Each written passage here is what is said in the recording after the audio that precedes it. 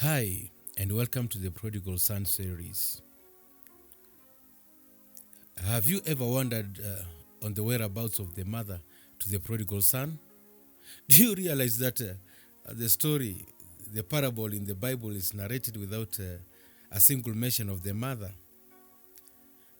I ask myself, why is the Bible silent about the mother's whereabouts? Is she behind the scenes or simply insignificant in this narrative?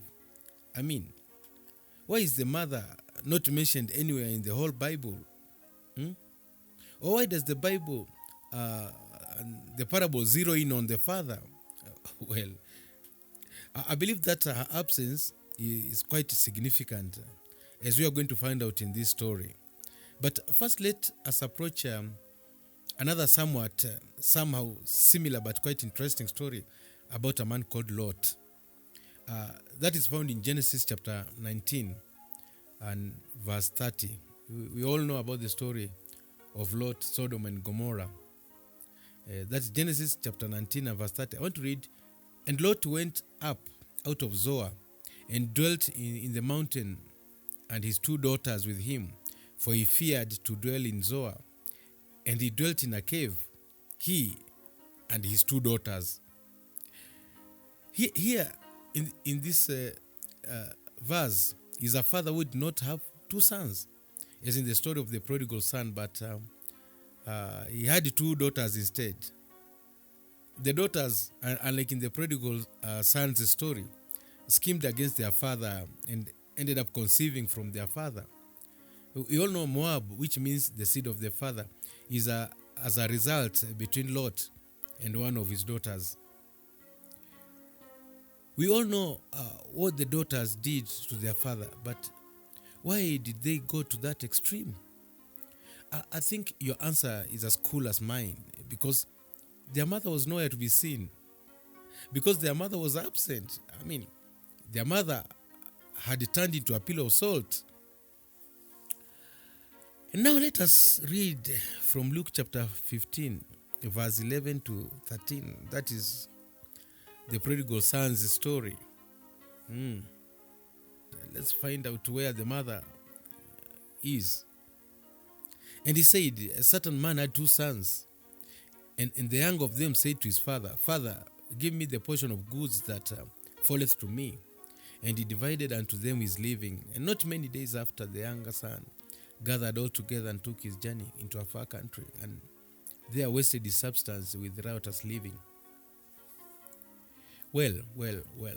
Unlike in the prodigal son's story where the mother is not mentioned, we all know what happened to Lot's wife because she had disobeyed and looked back and is becoming a pillar of salt. And that is in Genesis chapter 19 and verse 26. And so to say, both parents had quite a challenge while dealing with their children. Had both mothers been present, it is debatable, but the script could have taken quite a different path altogether. The nagging sons and daughters perhaps could have behaved and reacted otherwise. There is a possibility the prodigal son would have stayed behind, either from the mother convincing the father not to indulge the son's ridiculous plans, or simply reasoning with her son. And so the question still lingers, where are the mothers? What is interesting is that Lot's wife had disobeyed the instructions given on their way from Sodom and Gomorrah, and thus had looked back, hence becoming a pillar of salt, a useless monument of salt. She had turned back and left the daughters at the mercy of their father Lot. Well, how significant is that today? I believe her looking back turned out to not only affect her fate, but that of her family as well. How many of our spouses today, have looked back into the irrelevant relationships and affairs that we left behind? Looked back at the parties, the friends, looked back instead of progressively focusing forward. The two stories identify with our society today. We have so many absentee parents today, Some, I believe, born out of life's unavoidable tragedies and circumstances, which is understandable. But many others, out of negligence, have resulted into being absentee parents. Uh, as we can see, the mothers in these two stories are both absent. And also realize that the reverse is also true for situations where fathers get themselves absent and mothers are left to cater for the children without fatherly love and support. And the worst case scenario, which apparently is common nowadays, is when both parents have looked back and turned into monuments of salt, sadly exposing their children to greedy and merciless vipers. Recently, a friend of mine who happens to be a single mother of two called me regarding her high school daughter who was brought home at night completely intoxicated. To the mother's utter shock, this was not a one-time thing. She learned that her daughter had been abusing alcohol, especially as a minor, for the longest time. That was a bitter pill to swallow. But how did the daughter accomplish this with such a discretion? I mean, that was a question. Apparently, it wasn't that hard. Her mother usually left for work very early in the morning and returned late in the evening, oblivious of her daughter's naughty schemes. And for years, the mother has been returning home from work quite late, deliberately thinking that her innocent church-going daughter was always indoors, busy with her schoolwork. What about weekends? The mother is never available at home. Always busy with nothing substantial. I had severally advised her regarding the same, but she was very confident in trust she had built with her daughter. So that particular incident became her wake-up call. Just that she wasn't aware for how long that has been going on, praying that no other serious damage had happened to her daughter. Many like that lady have looked back and turned into pillars and towers of salt. You can say, that was her. It can't be me. Maybe, probably. But it is sad today because parents have looked back and turned their focus away from their critical obligations, that is parenting.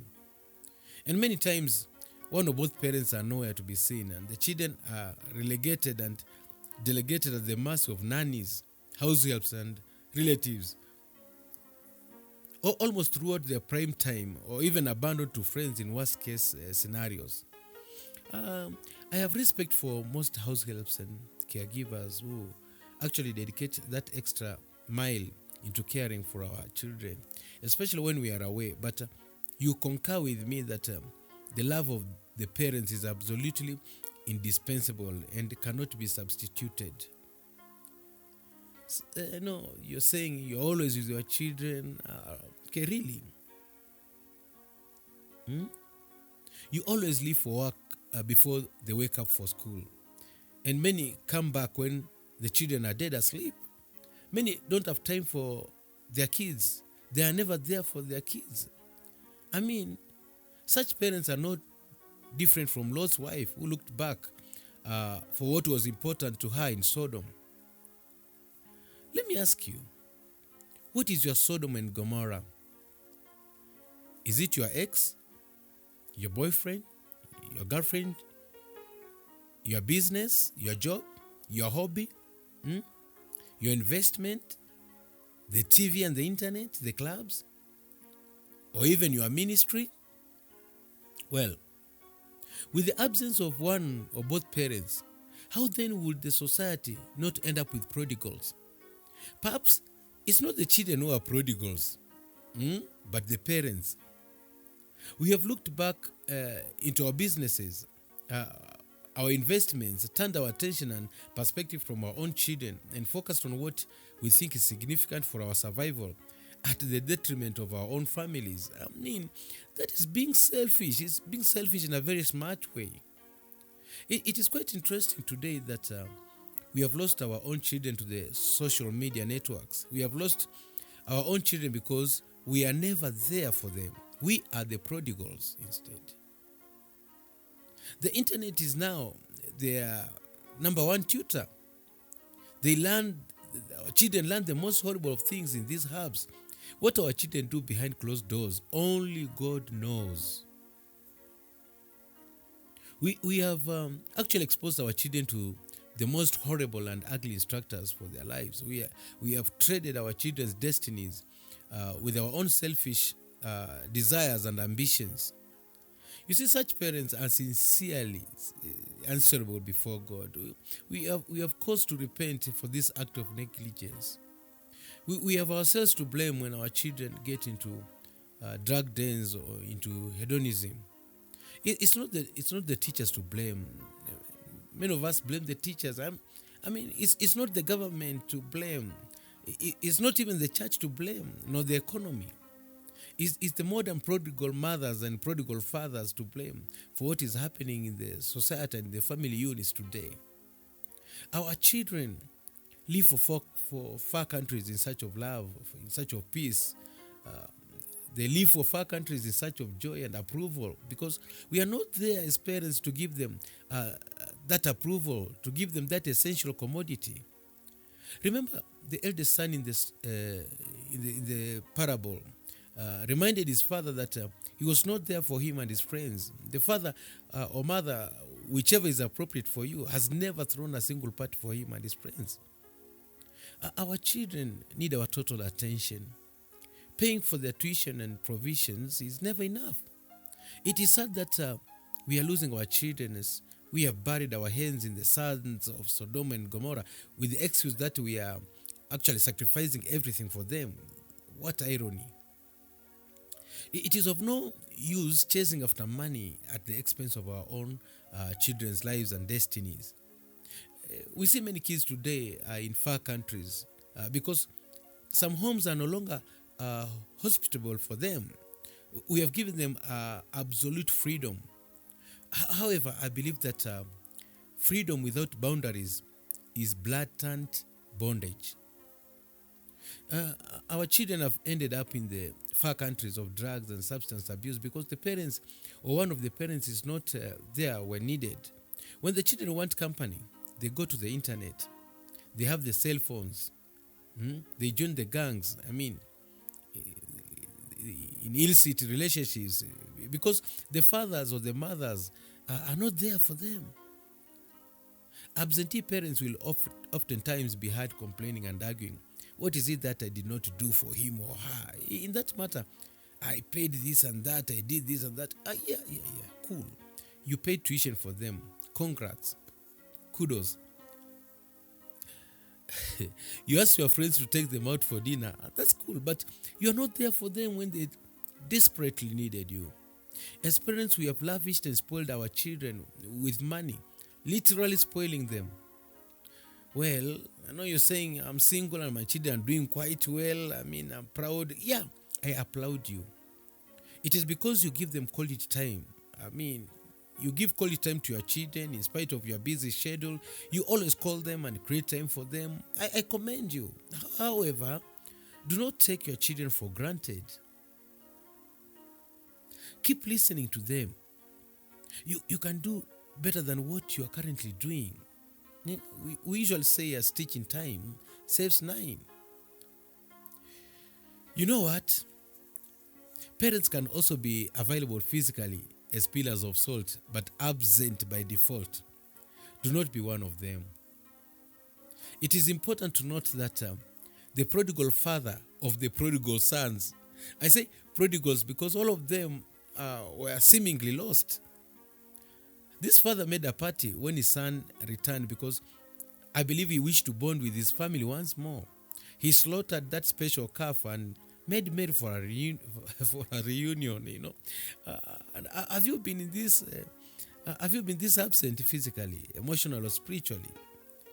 Friend, prepare a party and bond with your children. If you don't wish them to flee into the far country of drugs and pigs, prepare a reunion with your children. It doesn't matter whether you are the CEO or whether you are the president of that reputable organization. You are still a father or mother at home. If you're listening this far, it means you have some interest with what I'm saying. Go back to your children. Go back. It is never too late. Your children need you, mama. And don't be an absentee mother. Please, don't be an absentee papa. There's no point for you to gain the whole world and lose your children. Your children is your responsibility. The TV, the internet, the friends, your relatives can never replace what you can offer to your children. Prepare a part for them. Get back and bond with them. Create ample time for them, friend. Let them feel the security of your presence. Do not force or lose your children into the far country syndrome by virtue of being an absentee parent. Talk of absentee parents. Remember, we have raised the bar to the marital level nowadays. We today have prodigal husbands. We have prodigal wives. We have husbands who are virtually present. They have turned and looked at their Sodoms, that their wives no longer feel their presence. Remember the story about the lady who complained to her husband that he never told her how he felt about her, that he never told her how he loved her, any longer. The lady complained, and so the husband went and printed "I love you" stickers and placed them strategically in the kitchen, in the bathroom, bedroom walls, at the gate, as an assurance of his love for her. Really?